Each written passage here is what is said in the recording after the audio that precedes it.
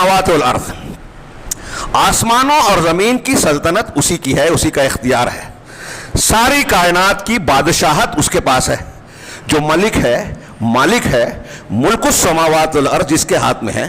صرف اس ایک جملے کو اگر سمجھ لیں لوگ، دنیا کا کوئی آدمی شرک نہیں کرے گا اگر یہ سمجھ لے۔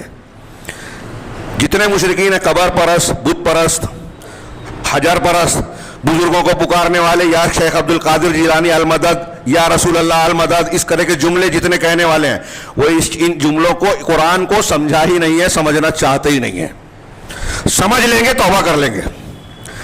سارے آسمان و زمین کی بادشاہت اللہ کے ہاتھ میں، کیا مطلب ہے؟ اللہ کا حکم چلتا ہے، کسی اور کا نہیں چل سکتا۔ اگر اللہ تعالیٰ نے کسی پیڑ کے پتے کو کہہ دیا ٹوٹنے کے لیے، تو دنیا کے سارے اولیاء اس پتے کو روک نہیں سکتے ایک لمحہ۔ اللہ تعالیٰ نے کسی کی موت کا فرمان مقرر کر دیا، وقت مقرر کر دیا، آپ کا بچہ، آپ کے والد، ہم اور آپ، کوئی بھی ہو، ایک لمحہ کوئی آگے پیچھے نہیں کر سکتا۔ جب کائنات کی ملکیت اس کی ہے، میں اکثر دروس میں، خطبوں میں کہتا ہوں، کلاس میں بھی کہتا ہوں کہ ایک چیز میری ہے، یہ موبائل میرا ہے۔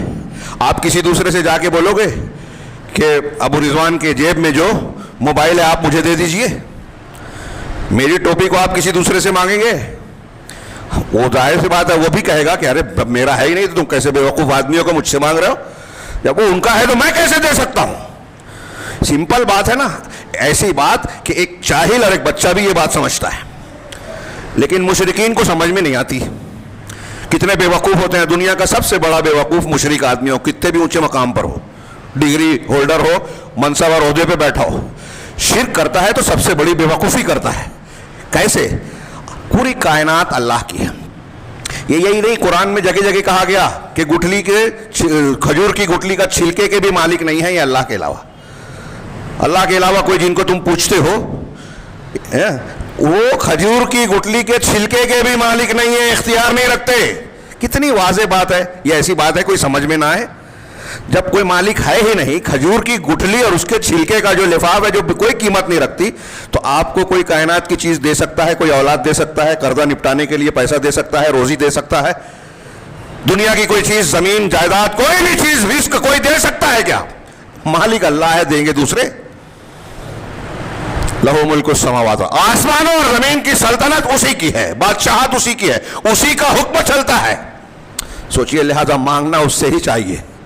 وہ چھینے تو کوئی دے نہیں سکتا، وہ دے دے تو کوئی چھین نہیں سکتا۔ اللہ رب العالمین نے آگے فرمایا وَيُحْيِي وَيُمِيتُ۔ ان عقائد کے فائدے بھی بہت سارے ہیں، میرے پاس اس وقت نہیں ہے، میں آخری آیت کے، تیسری آیت پر زیادہ بولنا چاہتا ہوں، اس لیے کسی اور وقت، کہ جب ہم اللہ کو کائنات کا خالق مالک بنے، دنیا کے لوگوں کا خوف نہیں ہوگا، ڈر نہیں ہوگا، چاپلوسی نہیں ہوگی، منافقت نہیں ہوگی، لوگوں کو خوش کرنے کے لیے اللہ کو بندہ ناراض نہیں کرے گا کہ سارا معاملہ جب اللہ کے اختیار میں ہے تو بندوں کو کیوں خوش کروں، بندوں سے کیوں ڈروں، بندوں کے آگے ہاتھ کیوں پھیلاؤں۔ یہ توحید کے فوائد ہیں۔ انسان اعلیٰ معیار کا انسان وہی بنے گا جس کے اندر عقیدہ توحید مضبوط ہوگا۔ اللہ نے فرمایا یحیی و یمیت، وہی ہے جو زندگی دیتا ہے اور موت دیتا ہے۔ زندہ کرنا اور موت دینا۔ نمرود نے حضرت ابراہیم علیہ السلام کو بلایا تھا، پوچھا تھا کہ تمہارا رب کون ہے؟ کہا ربی الذی یحیی و یمیت، میرا رب وہ ہے جو زندہ کرتا ہے اور موت دیتا ہے۔ تو جاہل تھا، مشرک تھا، اس لیے بے وقوف تھا۔ دو قیدیوں کو بلایا، ایک کو مروا دیا، ایک کو چھوڑ دیا، کہا دیکھو میں نے ایک کو زندگی دی، ایک کو موت دی۔ حضرت ابراہیم دیکھے کہ یہ بے وقوف ہے، الجھے نہیں، کہا میرا رب وہ ہے جو سورج کو مشرق سے نکالتا ہے، تو مغرب سے نکال کے بتا۔ تو فبہت الذی کفر، قرآن نے کہا کہ وہ مبہوت ہو گیا، ششدر رہ گیا، اس کا جواب نہیں تھا۔ یہ زندگی اور موت دینا اللہ کی ان صفات میں سے ہے جو کائنات کی کوئی اور ہستی کر ہی نہیں سکتی۔ بغیر مادے کے، میٹیریل اور میٹر کے، دنیا کی کوئی چیز، ایک بڑھئی ہے نا مستری، وہ ایک ٹیبل، ایک چھوٹی سی چیز بغیر اللہ کے بنائی ہوئی لکڑی جو درختوں سے حاصل ہوتی ہے اور دیے ہوئے اسباب اور سامان کے بغیر نہیں بنا سکتا۔ آج کلوننگ کر رہے ہیں لوگ، تو کوئی کہیں بنا لیا انسان نے، ہاں وہ موقع نہیں ہے کہ ایک صاحب نے کہا کہ میں بھی پیدا کر سکتا ہوں، اور گوشت لے کے چیرا مار کے، لوگوں نے کہا ثبوت دو، تو اس کو ایک ڈبے میں بند کر دیا۔ 3 دن کے بعد لوگوں کو بلایا، ڈبہ کھولا تو اس میں کیڑیاں پڑ گئی، بولے دیکھو میں نے پیدا کیا۔ تو کسی نے کہا کہ تم اس کے خالق ہو؟ کہا ہاں۔ کہا اچھا یہ بتاؤ کہ ان کی تعداد کتنی ہے، اس میں نر کون ہے، مادہ کون ہے؟ وہ کہا نہیں معلوم. اچھا یہ کب تک زندہ رہیں گے؟ کہا نہیں معلوم. تو کہا تم کیسے پھر ان کے خالق ہوئے؟ اور تم نے بغیر کسی چیز کے کہاں بنایا؟ رب العالمین تو وہ ہے وَأَحْصَىٰ كُلَّ شَيْءٍ عَدَدًا، جس نے ہر چیز کو گن اور شمار کر رکھا ہے، جو زندگی اور موت کا مالک ہے. کائنات کی کوئی ہستی، کوئی بادشاہ ہو، کوئی پیر ہو، ولی ہو، کسی کو زندہ اور نہیں کر سکتا، موت نہیں دے سکتا. حضرت عیسیٰ علیہ السلام قم بِإِذْنِ اللَّهِ جو کہتے تھے، بِإِذْنِ اللَّهِ، اللہ کے حکم سے کہتے تھے. یہاں آج کل مشرکین اس سے غلو کرتے ہوئے آگے بڑھتے ہیں، ایسے واقعات بیان کرتے ہیں کہ حضرت عیسیٰ تو بِإِذْنِ اللَّهِ کہتے تھے. دیکھو فلاں بزرگ کہتے ہیں کہ ایک قبر پہ جا کے کہا، قوال کی قبر پہ کہ قم بِإِذْنِ، میرے حکم سے اٹھ جا، وہ قوالی گاتا ہوا باہر آ گیا.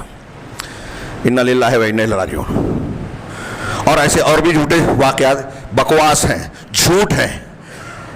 اللہ رب العالمین کے علاوہ کوئی شخص اگر کوئی ایسا کر رہا ہے، یہ کہہ رہا ہے، یہ واقعہ مان رہا ہے، تو شرک اکبر کر رہا ہے. شرک اکبر، جس پہ مر گیا تو کبھی جہنم سے نہیں نکلے گا، یاد رہے. تو اللہ تبارک و تعالیٰ کی یہ خصوصیت ہے، زندگی اور موت وہ دیتا ہے. لہٰذا اسی پر بھروسہ کرنا چاہیے، اسی سے مانگنا چاہیے. وَهُوَ عَلَىٰ كُلِّ شَيْءٍ قَدِيرٌ. یہی نہیں، زندگی اور موت ہی نہیں، ہر چیز پر وہ پوری قدرت رکھتا ہے. کوئی چیز اس کے دائرہ قدرت سے، احاطہ قدرت سے باہر نہیں ہے. یعنی عاجزی معمولی سی بھی